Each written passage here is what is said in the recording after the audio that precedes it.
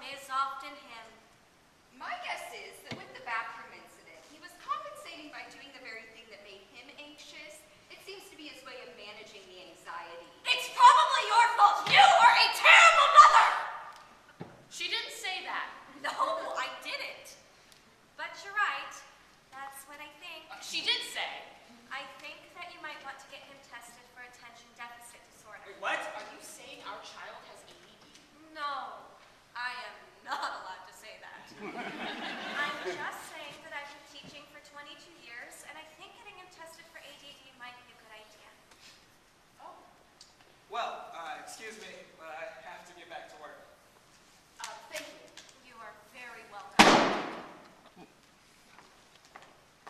Oh, wait! I didn't make that appointment with Dr. Waller. Great!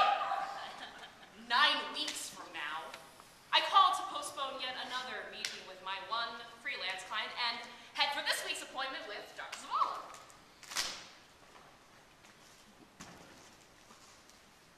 So, how's everything going?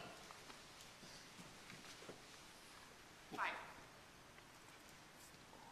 How's working at home? Do you miss the big office, lunches, creative stimulation, camaraderie? No. And how are things going with Jessie?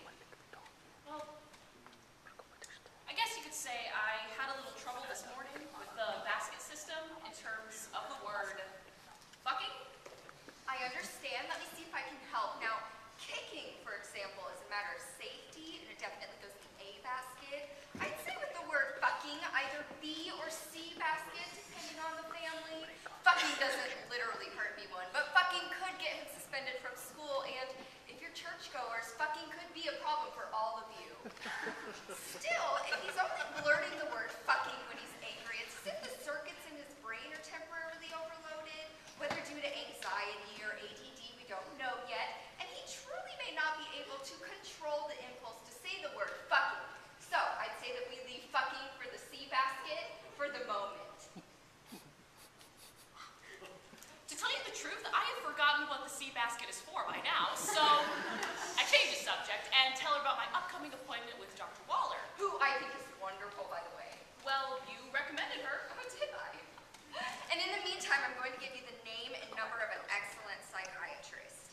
Psychiatrist? Oh, just in case Dr. Waller's results warrant it. Wait a minute. Psychiatrists prescribe drugs. Only when necessary. Well, I'm not putting my child on drugs. In no universe am I putting my child on drugs. I understand. I just want you to have the options. You can gather as much information as possible. And they book months in advance. You can always cancel. Here we are, Dr. David Cheeks. Now, you know, some psychiatrists can appear a bit reserved, but I think he'd be an excellent match. Wow. Is there a Match.com for shrinks now? Oh, God, a sense of humor is such a healthy thing. Same time next week? On the way home, I stop at Powell's and pick up a few books on ADD. Dame Ring! I'm watching the fascinating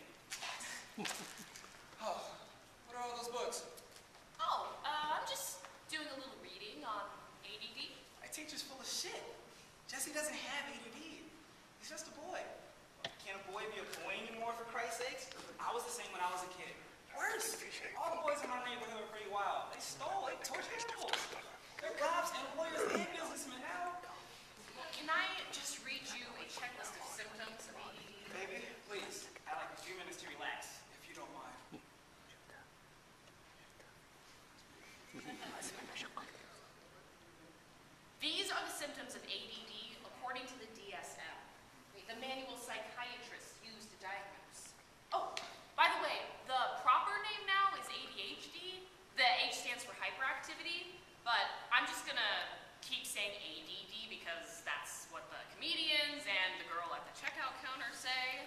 As in, oh my god, that was so ADD of me. Symptoms of ADD: short attention span, distractibility, impulsivity, lying, blaming others for your mistakes. Other symptoms include poor judgment, trouble learning from experience, risk-taking, and conflict-seeking. Okay, fine. George W. Bush, he has ADD. But hey, at least that doesn't stop you from becoming president. And not our boy, not Jesse. How can you be so sure? Because of those symptoms you had: impulsivity, short attention span, risk-taking, getting distracted. Baby, those are symptoms of childhood. What, is childhood a disorder now? Of course not, But besides, that thing the shrinks called distracted. What if that's the same thing way back when that made the hunters aware of their environment?